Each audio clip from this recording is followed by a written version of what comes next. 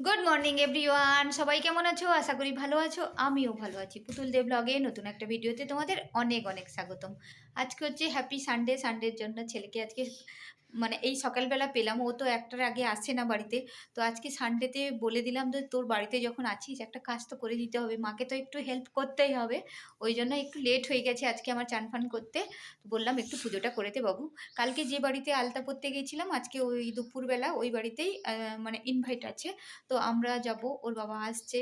ওর বাবার প্লাস্টারটা কাটাতে গেছিল দুদিন আগে, ও আজকেই ব্যাক করছে বাড়ি। তো একসঙ্গেই যাব। আমি বললাম তুই পুজোটা করে দে, ততক্ষণে আমি চান ফানগুলো করে নিই।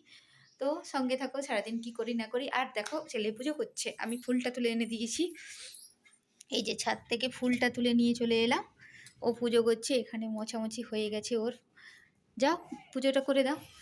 দেখো আমার বাড়িতে আমি নোংরা করি, এই ঘরে আমি তো পরিষ্কার করি। এবার আমি যখন পরিষ্কারই করি তাহলে আমি নোংরাও করতে পারি, কারণ আমি তো পরিষ্কার করি আর বাকিরা নোংরা করে। আমি তো করি না, আজকে ভাবলাম আমিই নোংরা করি, আমি পরিষ্কার করব।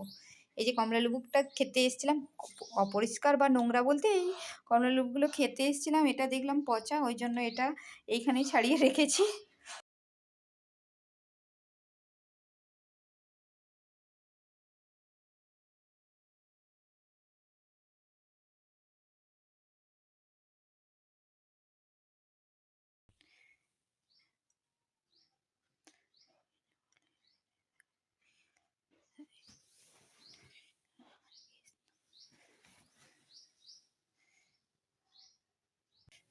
না, আজকে হচ্ছে ফাইনাল খেতে যাওয়ার লুক এটা।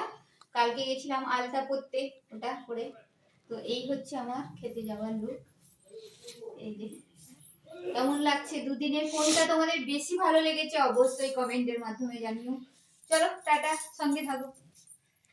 আমি আর আমার ভাসুরের মেয়ে দুজনে গেলাম, গিয়ে দাঁড়াতে না দাঁড়াতেই দেখলাম সিট পেয়ে গেলাম। দুজন ডাকলো যে এখনও কিছুটা পেছনের দিকে সিট ফাঁকা আছে। তারপরে আমি আর আমার ভাসুরের মেয়ে চলে গেলাম, যেহেতু বাচ্চাটার নাম ছিল অরিত্র।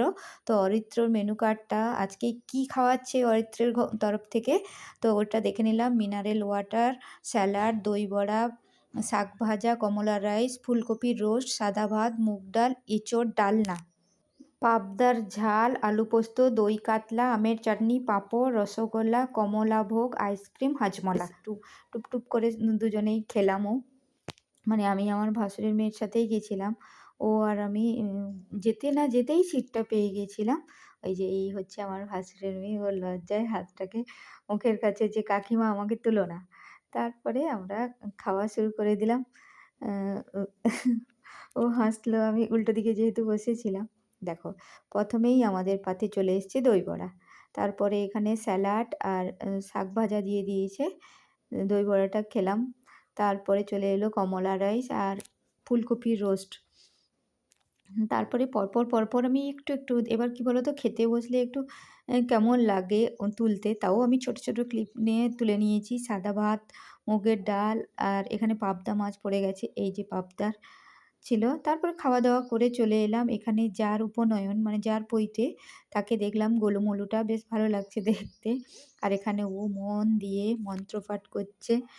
এবার ছোট ছেলেরা খুব চঞ্চল হয়, আমাদের এদিকে নিয়ম অনুযায়ী 3 দিন ওদেরকে রাখতে হয়, কিন্তু মন্দিরে যদি কারোর উপনয়ন হয় তাহলে 3 দিন ঘরের রুমের মধ্যে থাকতে হয় না, ওটা নাকি পৈতে হয়ে যাওয়ার পরে ঘরের বাইরে বেরোতে পারবে। কিন্তু এমনি অ্যাকচুয়াল যদি ঘরে হয় তখন কিন্তু 3 দিন বেরোতে পারবে না, মানে রুমের মধ্যে 3 দিন থাকতে হবে।